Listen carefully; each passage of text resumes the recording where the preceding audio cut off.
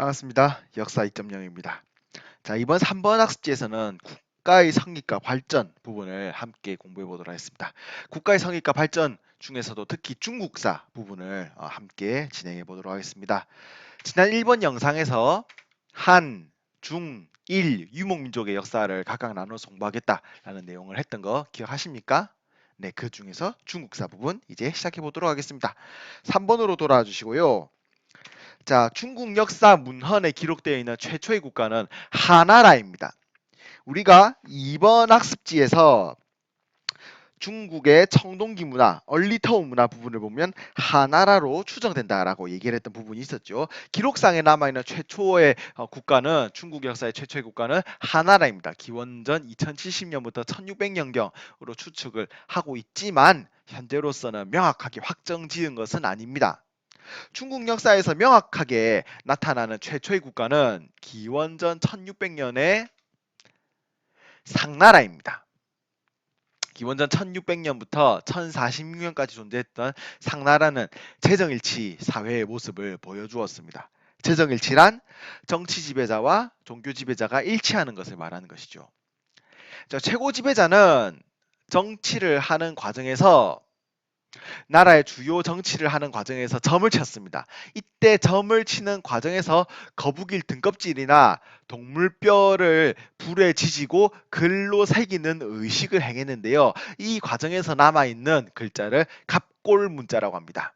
거북이 등껍질이나 동물뼈에 새겨서 남아있는 그 문자, 갑골 문자를 사용했다라고 되어 있고, 오늘날도 갑골 문자의 유적은 종종 발견이 되곤 합니다. 그리고 청동무기, 그리고 제기를 사용했으며 네발 솥이 가장 대표적인 상나라의 유물이다라고 하는 내용도 사실 우리가 이번 학습지 동아시아 청동기 문화 중국 부분을 보면 상나라 청동무기, 제기, 네발솥 부분에서 똑같이 이미 진행을 했던 부분입니다. 자, 학습지 뒷면을 보시면 학습지 없군요. 네, 갑골 문자 사진 자료와 네발솥 사진 자료 있으니까 개인적으로 확인해 주시기 바랍니다. 중국 상나라가 멸망한 이후에 주나라가 등장합니다. 자, 그런데 주나라의 역사는 다시 그 내용을 조금 세부적으로 구분 지을 수가 있는데요. 화면에 나와 있는 주나라의 세부적인 내용을 구분한 표를 함께 살펴보도록 하겠습니다. 자, 상나라가 멸망하고 등장한 주나라는 두 시대로 다시 구분을 짓습니다. 기원전 11세기부터 770년까지 유지되었던 서주, 그리고 서주 이후의 동주가 바로 그것입니다. 주나라는 서주 시대와 동주 시대로 구분을 짓습니다. 자, 그리고 동주는 다시 두 시대로 나눠볼 수가 있는데요. 기원전 770년부터 403년까지 존재했던 춘추 시대와 기원전 5세기부터 221년까지 존재했던 전국 시대가 바로 그것입니다. 자, 여러분들 지금까지 정리한 주나라의 시대 구분 내용 잘 이해하셨습니까? 자, 보통 주나라라고 하면은 서주 시대를 말합니다. 보통 주나라 시대라고 하면은 서주를 말하는 것이고, 서주 이후 등장한 동주는 이제 춘추와 전국으로 구분짓됐죠. 동주는 그냥 동주라고 부르기보다는 춘추 시대, 전국 시대 혹은 춘추 전국 시대라고 합쳐서 부르는 것이 일반적입니다. 자, 그러면 지금까지 살펴본 시대 구분 내용을 바탕으로 각 시대별 특징을 다시 알아보도록 하겠습니다. 서주시대는 혈연 제도를 바탕으로 한 봉건제를 실시하였다라고 되어 있습니다. 그리고 덕치주의, 천명사상에 따라서 통치하였다라고도 되어 있습니다. 자, 우선 상나라 그리고 주나라의 영역을 나타낸 지도 학습지 뒷면에서 확인해 주시고요. 서주시대 여러 내용들 중에서 여러분이 가장 중요하게 알아둬야 할 내용 첫 번째는 바로 봉건제입니다. 혈연 관계를 바탕으로 한 봉건제 실시. 네, 이 봉건제라는 개념을 잘 알아두셔야 합니다. 각주 2번을 보시면 봉건제에 대한 내용이 설명되어 있는데요. 수도를 제외한 지역에 제후를 파견하여 그 지역을 다스리게 하는 제도라고 설명이 되어 있습니다. 학습지 뒷면에 있는 봉건제의 그림을 보면 훨씬 더 이해하기 편할 겁니다. 주나라의 수도에 주나라 왕이 있습니다. 이 주나라 왕은 천자, 하늘의 아들이라고도 불렸죠. 주나라 왕은 전국 각 지역에 제후를 파견하여 그 지역을 다스리게 하였습니다. 지역을 다스리게 하였습니다. 자, 그런데 주나라 왕은 각 지방에 제후를 파견하면서 이들을 통제하기 위한 방법을 고민하였습니다. 이 고민 끝에 생각해낸 결론이 바로 다음과 같았습니다. 내가 각 지역에 제후를 파견하되 이 제후는 나 왕을 기준으로 혈연 관계에 있는 사람을 보내면 통제할 수 있다. 즉 왕으로서 제후를 파견하면 왕으로서 혈연 관계에 있는 제후를 파견하게 되면 이 혈연 관계에 있는 제후를 통제하게 되고 제후를 통해서 지방 또한 통제할 수 있다라고 생각했던 제도가 바로 봉건제였던 것입니다. 자, 주나라 서주는 봉건제와 더불어서 덕치주의 그리고 천명사상을 바탕으로 지방을 통치하였습니다. 덕치주의란 덕으로서 통치해야 한다라고 하는 유교 교리를 말하는 것이며, 천명사상이란 하늘이 직접 군주에게 통치할 권한을 준다라는 개념입니다. 즉 다음과 같은 것이죠. 나는 천자, 하늘의 아들이기 때문에 하늘에 의해서 통치의 권한을 받았기 때문에 전국 각 지역을 다스릴 수 있다라고 하는 믿음을 가졌던 것입니다. 자, 하지만 주나라 기원전 770년경에 이민족 외부 세력의 침입을 받으면서 수도를 동쪽으로 옮기게 됩니다. 그래서 이 시기 수도를 옮긴 주나라를 동주라고 부르는 것이죠.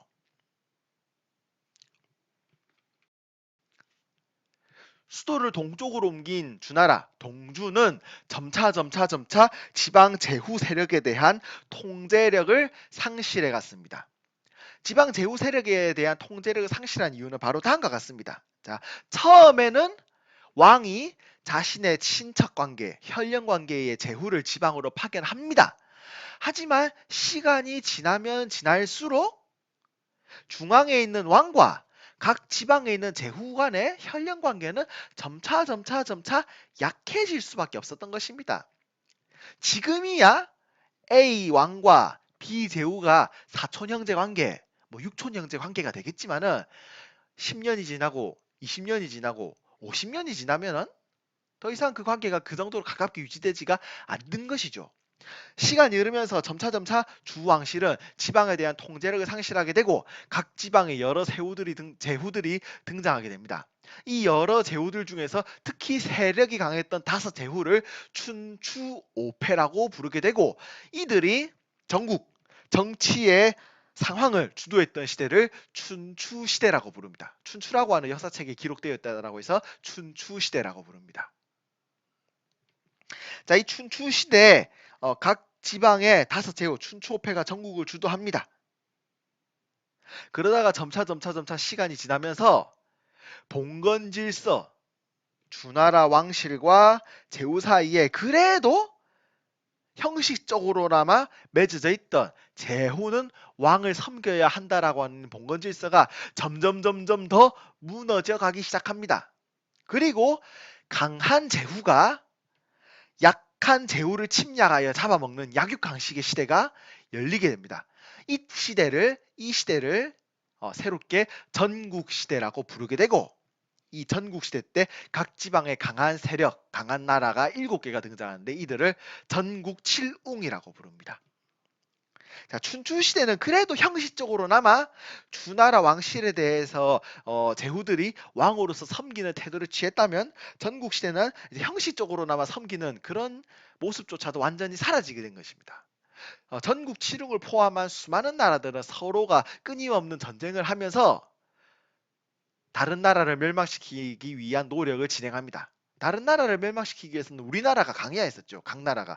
이를 부국강병이라고 부릅니다. 나라를 강하게, 병사를 강하게. 부국강병을 위한 개혁을 여러 나라들이 각각 실시하고요. 이 전국 칠웅을 포함한 수많은 나라 중에서 진나라가 성공적인 부국강병의 개혁을 이루게 되고 결국 전국시대를 하나로 통일하게 됩니다. 이때 전국시대를 통일한 인물이 훗날의 진시황제라고 알려져 있는 인물이죠. 자, 전국시대는 철제 농기구와 무기가 본격적으로 보급되면서 생산력이 증가하고 군사력이 강화된 시대이기도 합니다. 상나라 때 청동기 문화가 발달했다면 전국시대에 들어서 본격적으로 철기 문화가 시작이 되었다라고 알아두면 되겠습니다. 학스티 뒷면을 보시죠. 학스티 뒷면을 보시면 춘추 전국시대의 모습을 나타낸 지도가 있습니다. 동그라미로 표시한 부분이 춘추 5패, 네모로 표시한 부분이 전국 7웅입니다. 네.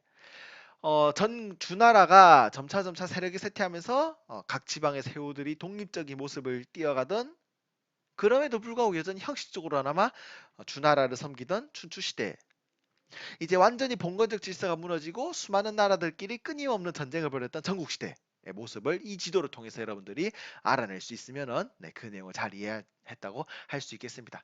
참고로 하나 얘기하자면 가운데 황허강의 황 부분에 보면 보라색 부분이 있죠. 제 왼쪽에 보면은 아무 나라가 표시되어 있지 않은 제 보라색 부분이 있을 겁니다. 그 부분이 주나라입니다. 자, 이 춘추전국 시대 진나라가 개혁을 성공적으로 이루면서 부강병을 이루게 되고 전국 시대를 통일하였습니다. 이때 진나라가 스스로를 강하게 하는 개혁의 과정 중에서 본격적으로 도입했던 사상이 바로 법가 사상입니다. 법가 사상. 모든 통치에 있어서 도덕보다 법을 엄격히 적용하는 사상을 말하는 것입니다. 자, 이리하여 법과 사상을 바탕으로 전국을 통일한 진나라, 그리고 이 전국을 통일한 진나라 시황제, 자, 처음으로 황제라는 칭호를 통일 이후에 사용합니다. 기존에는 왕이라는 호칭이 사용되었습니다. 하지만 진나라를 통일한 이 진왕은 왕 이상의 훨씬 더 한 단계 높은 강력한 권력을 나타내는 최고 지배자의 호칭을 사용하고 싶었습니다. 이리하여서 탄생한 것이 왕 중의 왕, 황제라는 호칭이죠. 그리고 처음으로 황제라는 호칭을 사용하였다라고 해서 이때의 인물을 이때 최초로 황제라는 호칭을 사용한 인물을 진나라 시황제, 진시황제라고 부르는 것입니다. 자, 진시황제는 삼공구경의 관료제를 실시하였습니다. 3명의 최고관리인 정승과 9명의 주요관리를 설치한 관료제 삼공구경을 설치하였으며 봉건제를 폐지하고 군현제를 실시하였습니다. 자, 봉건제에 이어서 또 하나 알아둬야 할 주요 개념 두 번째는 바로 군현제입니다. 군현제란 전국을 군과 현으로 나누고 중앙정부에서 지방관을 파견하여 다스린 제도를 말하는 것입니다. 진시황제는 생각했습니다. 왜 주나라가 세력이 쇠퇴하고 결국 멸망하였는가? 이 질문에 대해서 시황제는 다음과 같은 결론을 내렸습니다. 봉건제가 처음에는 주나라 왕실을 떠받드는 강력한 울타리 역할을 했지만 시간이 지날수록 혈연관계가 약해지고 각 지방 제후들의 혈연관계가 약해지면서 독립된 성격을 띠게 되었다. 그래서 주나라 왕실의 힘이 약해졌다라는 결론을 시황제는 내리고, 이를 보완하기 위해서 새롭게 실시한 것이 군현제, 각 지방의 군과 현이라고 하는 행정단위를 설치하고 중앙정부의 황제가 직접 지방관을 파견하여 다스리는 제도를 말한 것입니다. 이를 통해서 시황제는 중앙집권 그리고 황제의 권력을 강하게 하는 것이 가능하다라고 생각했던 것입니다. 이 외에도 분서객류라고 하는 정책을 실시하게 되고 도량형, 화폐, 문자를 통일하고 전국에 뻗어있는 도로를 하나로 정비함으로써 나라 전체를 하나의 일괄된 나라 전체의 각 지방에 서로 달랐던 각종 제도 모습들을 하나로 통일시켜 나갔습니다. 그리고 만리장성을 쌓아서 북쪽의 흉노를 견제하였는데요.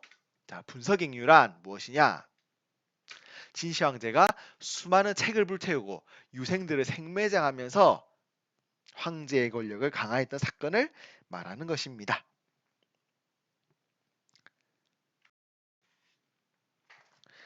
엄격한 법과 사상을 바탕으로 강력한 중앙집권 체제를 실시했던 진시황제가 사망합니다.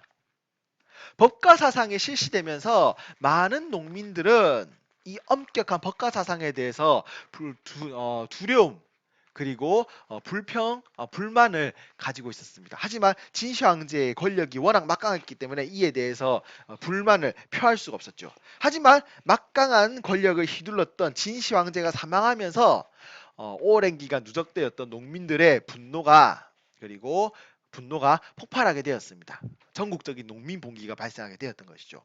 이런 농민 봉기의 과정 속에서 진시 황제의 뒤를 이은 이대 황제는 올바른 정치를 실시하지 못하게 되고 결국 기원전 206년 진나라는 멸망하게 됩니다. 수많은 농민들이 각 지역에서 봉기하는 과정 속에서 항우라고 하는 인물과 유방이라고 하는 인물이 큰 세력을 형성하게 됩니다. 그리고 이들은 각각 초나라 그리고 한나라라고 하는 새로운 국가를 만들게 되고 격돌하게 됩니다. 초나라의 항우와 한나라의 유방이 중국 대륙을 놓고 격돌하게 되고 최종적으로 승리를 거둔 인물은 유방이었습니다. 그래서 유방이 세운 한나라가 진나라가 멸망한 이후에 다시 중국 대륙을 통일하게 되고 이때 한나라 초대 황제인 유방을 한고조라고 부르게 된 것입니다. 기원전 202년의 일이고 한나라가 다시 통일을 완성하게 되었던 것입니다. 자, 그러면 진나라의 뒤를 이어서 중국을 다스렸던 한나라에 대한 얘기를 해보겠습니다. 중국의 한나라는 다시 전한 그리고 후한으로 구분을 짓습니다. 그래서 학집에 보면 한 옆에 이제 전이라고 더 하나 표시한 것을 볼 수가 있습니다. 한나라의 첫 황제였던 한고조는 군국제라고 하는 제도를 실시하였습니다. 자, 봉건제, 군현제에 이어서 기억해 두어야 할 세 번째 지방 통치제도 군국제입니다. 이 군국제란 군현제와 봉건제를 결합한 제도였습니다. 자, 군현제와 봉건제를 결합, 옆에 보면 약간의 빈 공간이 있을 것입니다. 선생님이 지금 적은 군현제 점점 봉건제 점점의 내용을 잠깐 필기해 주시고요. 필기 완료하였으면 자, 그 내용 지금부터 설명해 보도록 하겠습니다.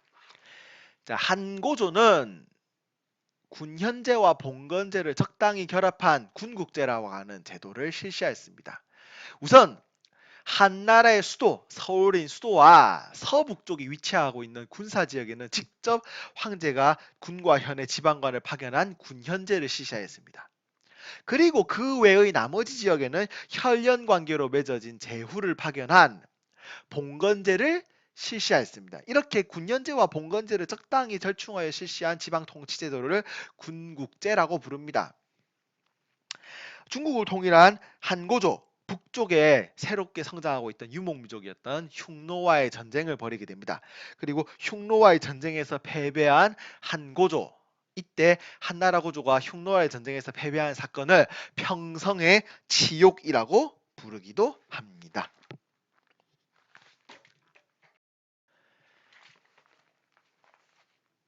자, 한고조가 흉노를 공격했다가 흉노에게 포위당하고 결국 흉노의 선우에게 공주를 시집 보내고 물자를 바치는 조건으로 화해한 평성의 치욕.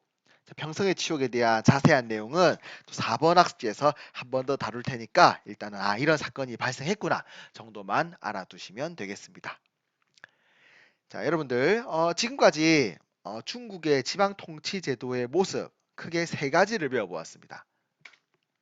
각 지방에 제후를 파견하였던 봉건제, 각 지방에 군과 현을 설치하고 지방 관리를 파견하여 직접 통치했던 군현제, 수도와 서북 쪽의 국경지대에는 군현제를, 나머지 지역에는 봉건제를 섞어서 실시하였던 군국제.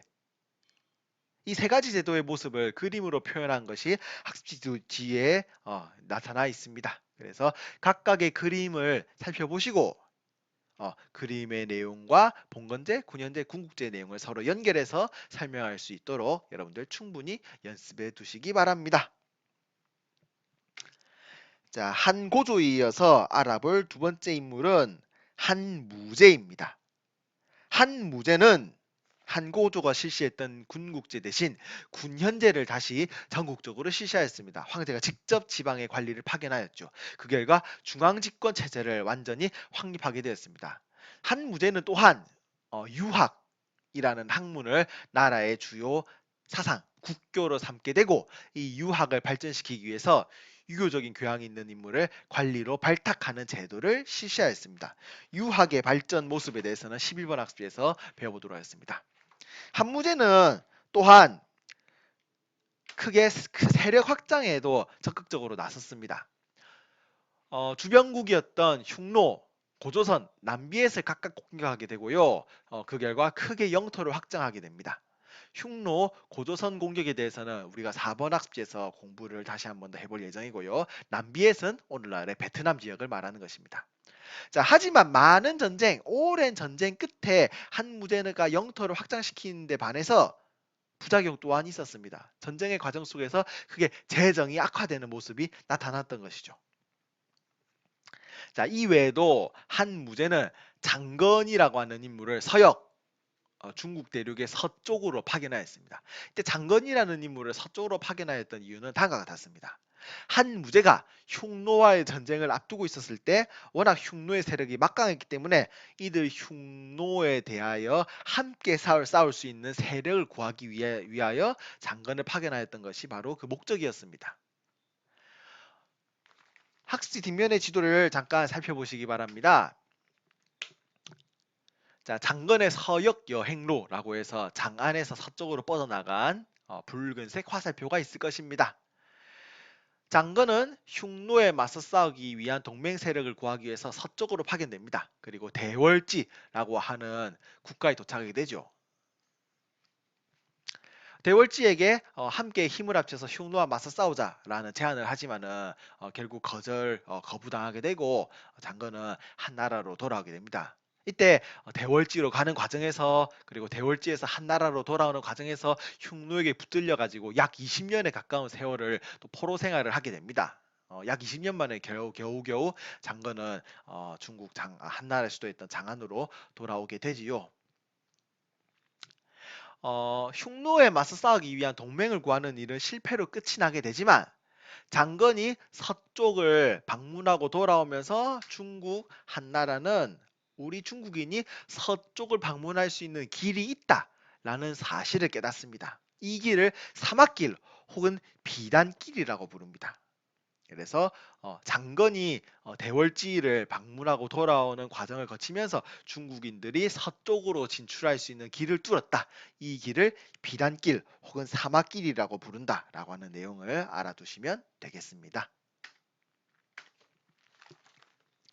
자, 하지만 전한 점차 왕의 친척이었던 외척들의 힘이 강해집니다. 반면에 왕의 힘은 약해지고요. 각 지방의 힘센 세력이었던 호족들이 성장하게 됩니다. 결국 기원 후 8년 외척, 왕의 친척 출신이었던 왕망이 한나라를 무너뜨리고 새로운 나라를 건국합니다. 이때 건국한 나라의 이름은 신나라. 왕망이 세운 신나라는 중국 한나라가 처해 있었던 여러 가지 사회 문제를 해결하려고 시도하지만 결국 실패하게 됩니다. 그리고 이 사회 문제 해결 시도 과정 속에서 다시 한번 큰 혼란이 발생하게 되고 이 혼란을 틈타서 많은 농민 봉기가 발생하게 됩니다. 농민 봉기의 과정 속에서 유수라고 하는 인물이 각 지방의 세력이었던 호족들의 지원을 받아서 다시 한번 한나라를 건국하고 신나라를 멸망시키게 됩니다. 이 유수라고 하는 인물이 새롭게 다시 건국한 한나라를 후한이라고 불러서 기존의 전한, 후한을 구분짓고요. 이 후한을 만든 건국한 유수가 광무제라고 하는 이름의 황제가 됩니다. 하지만 후한 시대에도 여전히 외척의 세력이 성장하였습니다. 그리고 이렇게 성장하게 된 외척은 환관들과 치열한 권력 다툼을 벌이게 되고 이 외척과 환관 사이의 권력 다툼 속에서 황제의 권력은 점차 약화됩니다. 반면 각 지방 세력이었던 호족은 점차 성장하였습니다. 이 과정 속에서 어려움을 겪던 농민들은 농민 반란을 일으킵니다. 이때 일어나게 된 농민 반란을 황건적의 난이라고 부릅니다. 후한말에 일어난 농민 봉기입니다. 머리에 노란색 수건을 둘러쓰고 일어났다라고 해서 황건적의 난이라고 부르게 되고요. 이 황건적의 난을 진압하는 과정 속에서 각 지방 세력이었던 호족이 중앙정부에 대해서 점차 독립하는 모습을 띠게 됩니다. 그리고 이렇게 각 지방의 호족들이 독립하는 과정 속에서 새롭게 위나라, 총나라, 오나라가 성립하게 되고 위나라가 후한을 멸망시키게 됩니다. 그래서 후한이 멸망한 이후에 위, 촉, 오 세 나라가 서로 경쟁하는 시대가 등장하게 되니 이를 삼국시대라고 부릅니다. 삼국시대에 대한 내용은 5번에서 또 계속해서 연결이 되겠습니다. 학습 뒷면에 있는 위, 촉, 오 삼국시대의 모습 살펴봐 주시기 바랍니다. 자, 이번 3번 영상에서는 중국 최초의 국가가 성립하는 모습과 그 이후의 여러 가지 발전 모습을 살펴보았습니다. 문헌상 최초의 국가였던 한나라에 이어서 상나라, 서주, 동주, 춘추, 전국, 진나라, 전한, 신, 후한, 삼국시대까지 말이죠. 자, 다음 시간에도 국가의 성립과 발전 그리고 교류와 전쟁에 대한 내용을 한번 살펴보도록 하겠습니다. 특히 다음 시간에는 유목민족, 한반도, 일본 열도에 대한 내용 함께 공부해 보도록 하겠습니다. 오늘은 여기서 마무리 짓도록 하겠습니다. 수고하셨습니다.